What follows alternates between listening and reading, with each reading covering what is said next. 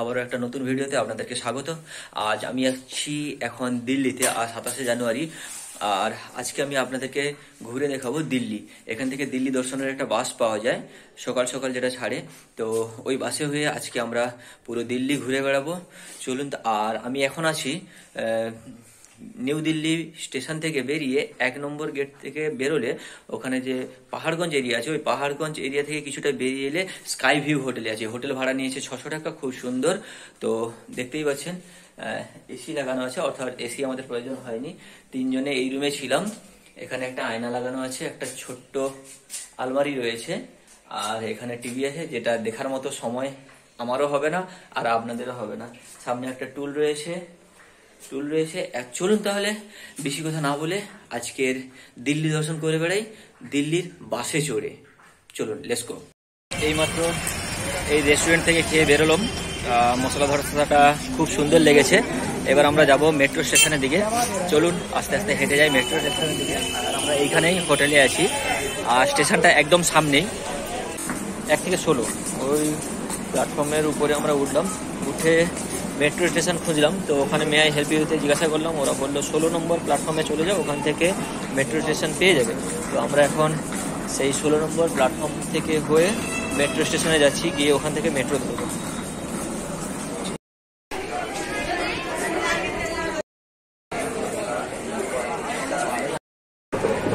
1 নম্বর platform থেকে বেরিয়ে সোজা ডান দিক ধরে আমরা বেরিয়ে এসেছি। বেরিয়ে আসতেই এখন সামনে লালকেল্লা দেখতে পাচ্ছি। 1 নম্বর প্ল্যাটফর্ম থেকে লালকেল্লার ডিস্টেন্স হচ্ছে, আপনাকে গুগল ম্যাপে দেখাবে 1 কিলোমিটার। চাইলে আপনি পায়ে হেঁটেও যেতে পারেন বা রিক্সাও নিতে পারেন। তো আমরা পায়ে হেঁটে যাই।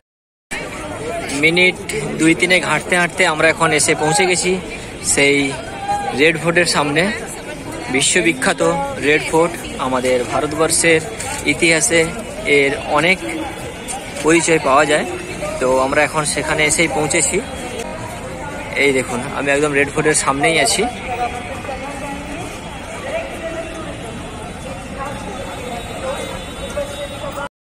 প্রথমে ভেবেছিলাম মেট্রোতে হয়ে ঘুরে বেড়াবো, কিন্তু যারা জানে না তাদের পক্ষে কিন্তু মেট্রো একটু প্রবলেম ক্রিয়েট হবেই, কারণ আমাদের প্রচুর সমস্যা হচ্ছিল। তো অলরেডি আমরা লালকেল্লার সামনে এসে এরকম দিল্লির একটা বাস পেয়ে গেছি। এই বাসটা দিল্লি ঘুরে দেখাবে। কি ঘুরে দেখাবে সেগুলো সমস্ত কিছু আমি এই ভিডিওর মাধ্যমে আপনাদেরকে দেখিয়ে দেবো। আর এই বাসের ভাড়া নিয়েছে পার হেড 200 টাকা করে। আর এরা পুরো দিল্লিটা ঘুরিয়ে নিয়ে এসে এই লালকেল্লার সামনে আবার 5টার সময় নামিয়ে দেবে। তো চলুন এখন এই বাসে হয়ে পুরো দিল্লি ঘুরে বেড়াই। বাসে উঠে পড়েছি, আর বাসের সিটগুলো বেশ কমফোর্টেবল। এখানে সৌগত আর সুমন দুজনে বসে আছে। আর এই যে বাসের ক্যাপাসিটি, এখন অলরেডি বেজে গেছে 12টা। তো এছাড়াও আরও একটা বাস পাওয়া যায়, যেটা সকাল 9:30টার সময় ছাড়ে। চাইলে আপনারা ওই বাসটা ধরতে পারেন, ওই বাসটা ধরলে সব থেকে ভালো হবে। তো বাট আমরা যেহেতু মিস করেছি, তাই এই বাস ধরেই আজকে ঘুরে বেড়াবো। দেখি কতগুলো প্লেস এই বাস ঘুরে দেখাতে পারে, তো সেই অনুযায়ী আপনাদেরকে ইনফরমেশন আমি দিতে থাকবো। अपना सामान छोड़कर ना, यानी कि कीमती सामान, मोबाइल, कैमरे, पर्स, सोते हुए बच्चे बस के अंदर ना हो।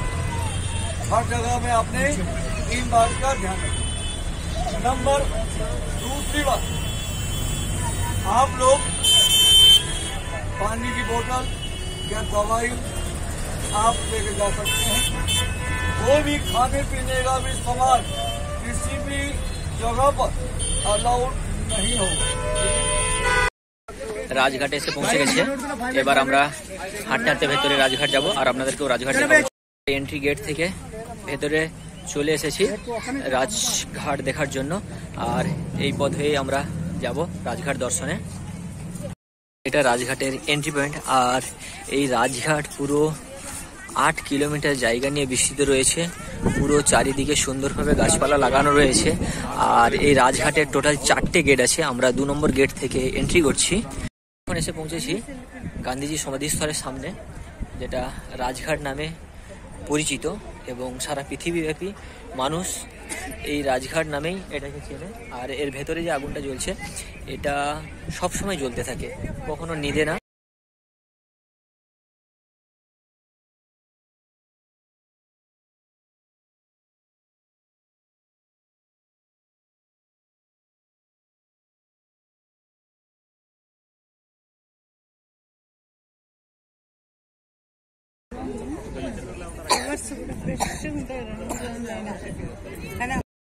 আর এই উপর থেকে গান্ধীজির সমাধিস্থলটা খুব সুন্দর লাগছে।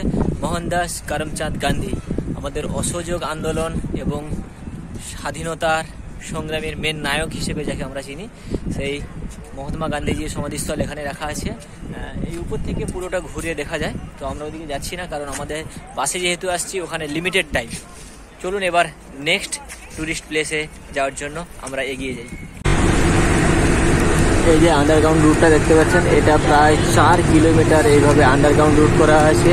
আর এই রুটে এই আন্ডারগ্রাউন্ড থেকে আমরা যাচ্ছি এখন ইন্ডিয়া গেট দর্শনের উদ্দেশ্যে।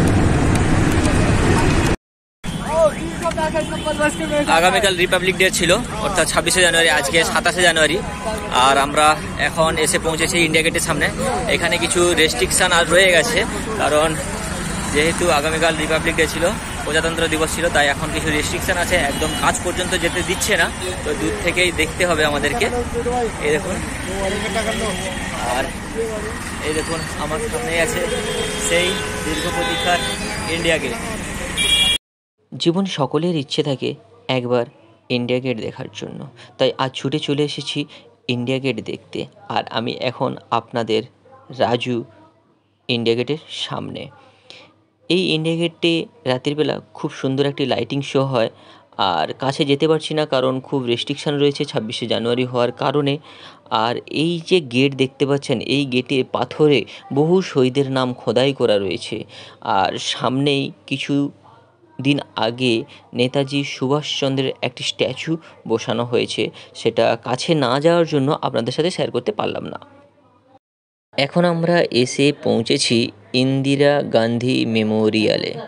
এখানে ইন্দিরা গান্ধীর সময়ের বিভিন্ন নিদর্শন আপনারা দেখতে পাবেন, যা আপনাদের সামনে আমি তুলে ধরলাম। গান্ধী যে ভারতরত্ন পেয়েছিল, সেই ভারতরত্নটা এখানে রাখা হয়েছে। ইন্দিরা গান্ধী যে চশমা, ঘড়ি, স্টেপলার, পেন, পেন্সিল সমস্ত কিছু এখানে সংরক্ষণ করে রাখা হয়েছে। ইন্দিরা গান্ধী মেমোরিয়াল থেকে আমরা বেরিয়ে যাচ্ছি। এখন আমরা কুতুব মিনারের ঠিক সামনে চলে এসেছি। কুতুব ধাবাতে এখন খেতে বসছি। ছোলে ভাটুরে, চাটনি আর ছোলে ভাটুরে দিয়েছে, আর দুটো পুরি দিয়েছে, 79 রুপিস। এখন খেয়ে নিই, খেয়ে যাবো কুতুব মিনার দেখতে। আর ওখানে কি ক্রাইটেরিয়া আছে সেটাও আপনাদের সাথে শেয়ার করছি। চলুন এখন ছোলে ভাটুরে খেয়ে যাই কুতুব মিনার দর্শনে। যে দেখতে পাচ্ছেন, এটা হচ্ছে কুতুব মিনারে যাওয়ার জন্য টিকিট কাউন্টারের লাইন। আর এখানে অনলাইনেও এই বারকোড স্ক্যান করে করা যায়। টিকিট ইন্ডিয়ানদের জন্য 40 টাকা আর বিদেশিদের জন্য 600 টাকা করে। এবার আমরা যাব কুতুব মিনারে। চলো ভেতরে এগিয়ে যাই। ডান সাইডে টয়লেট রয়েছে। আর এখন আমরা আস্তে আস্তে এগিয়ে যাচ্ছি কুতুব মিনার এর মেন গেটের দিকে। এই যে গেট দেখতে পাচ্ছেন, প্রচুর লাইন লেগে গেছে এখন। এখানে পার টিকিট 40 টাকা করে ইন্ডিয়ানদের জন্য। আর অনলাইন পেমেন্ট করলে আপনার টিকিট পড়বে 35 রুপি, আর ফরেনারদের জন্য 600 টাকা। মানে ইন্ডিয়ানদের জন্য 40, ফরেনারদের জন্য 600। ঠিক আছে, ওরা লুটে নিয়ে গেছে, এখন আমরা লুটি ওদেরকে, আবার কি।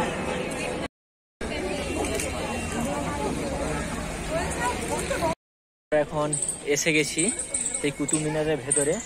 আর এই কুতুব মিনারের ভেতরে কোনো প্রকার বড় লাগেজ নট এলাও। আর এখানে আপনি সেলফি স্টিক নিয়েও ভেতরে প্রবেশ করতে পারবেন না। এই দেখুন আমার সেই পিছনে কুতুব মিনার।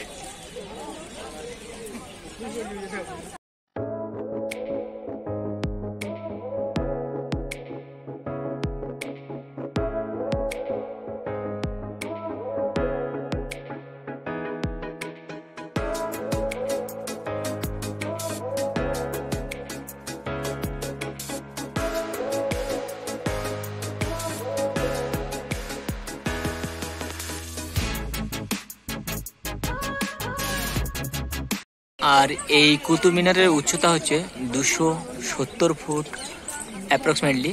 আর দেখুন এই কুতুব মিনারটা কিছুটা হেলে আছে। আমরা বইয়ে পড়েছিলাম, আজ আমি সত্যিই চোখে দেখছি যে এই কুতুব মিনারটা কিছুটা অংশ হেলে আছে।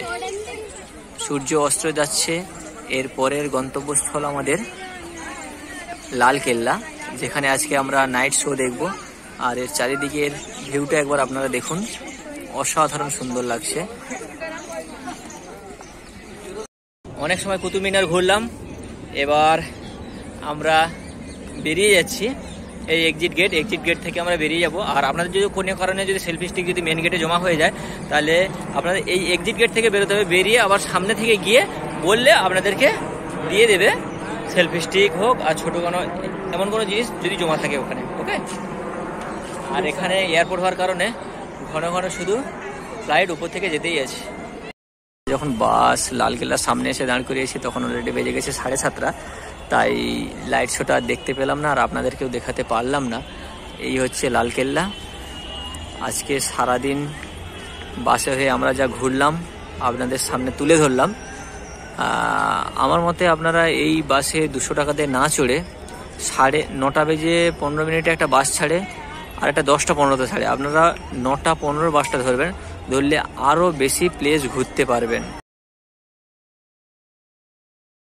28শে জানুয়ারি আর আমাদের ট্রেন আছে রাতে শিবগঙ্গা এক্সপ্রেস 8:05। তো এখন বাজে সকাল 10:30। এখন আমরা নিউ দিল্লি স্টেশনের লোকাল রুমে লাগেজ রেখে দিয়ে এখন মেট্রো ধরে দিল্লির আরও কিছু স্পট বাকি থেকে গেছিলো সেগুলো ঘুরে বেড়াবো। চলুন আপনাদেরকেও দেখাই। আজ 28শে জানুয়ারি দিল্লির যে সকল স্পটগুলো ঘুরে দেখাচ্ছি সেগুলো আপনাদের জন্য আমার ক্যামেরার মাধ্যমে।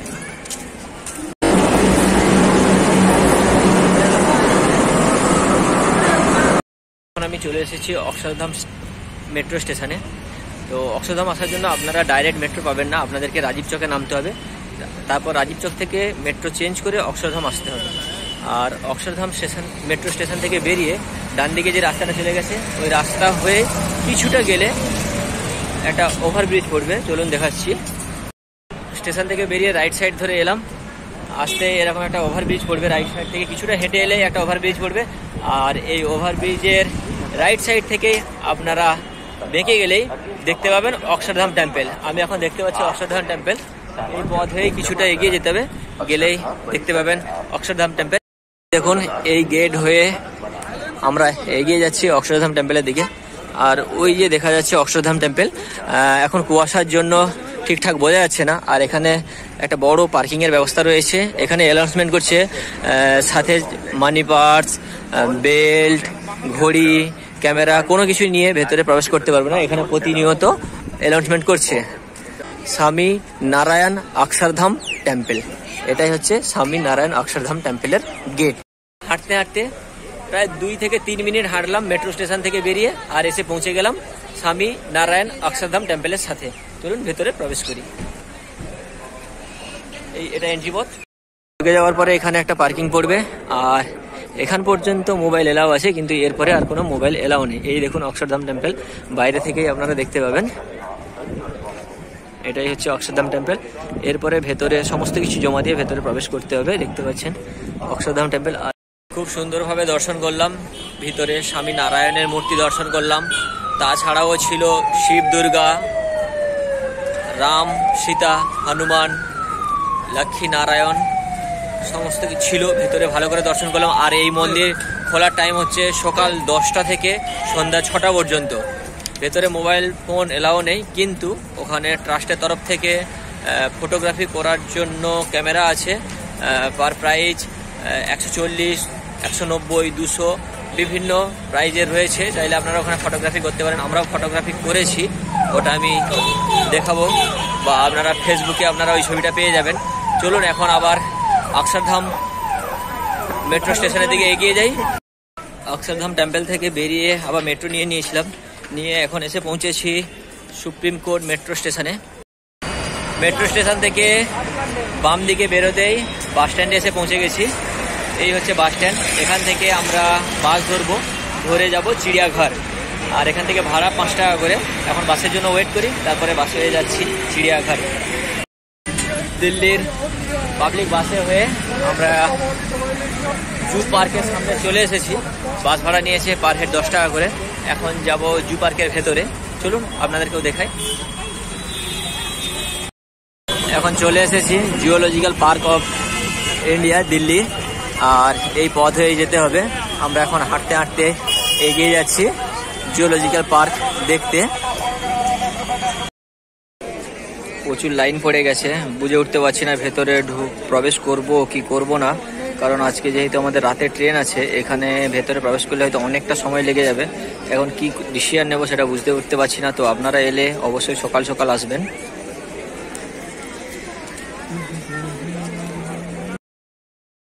লাইন পড়ে গেছে আর এখন অলরেডি বেজে গেছে 3টে, তাই আমরা আর ভেতরে প্রবেশ করলাম না, কারণ আজকে রাতের ট্রেন আছে শিবগঙ্গা এক্সপ্রেস, ওই ট্রেনে হয়ে আজকে আমরা যাব বারাণসী।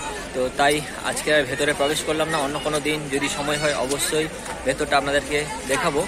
আর আপনারা যদি আসেন ন্যাশনাল জু পার্কে তাহলে আপনারা সকাল সকাল আসবেন, সেটাই সব থেকে ভালো হবে। আমরা যদি জানতাম তাহলে আমরাও সকাল সকালই আসতাম, আমাদের যেহেতু জানা ছিল না তাই লেট হয়ে গেছে, আর যে কারণে আজকে ভিতরে প্রবেশ করলাম না। আর এখানে যাওয়ার জন্য অনলাইন টিকিট করতে হয়।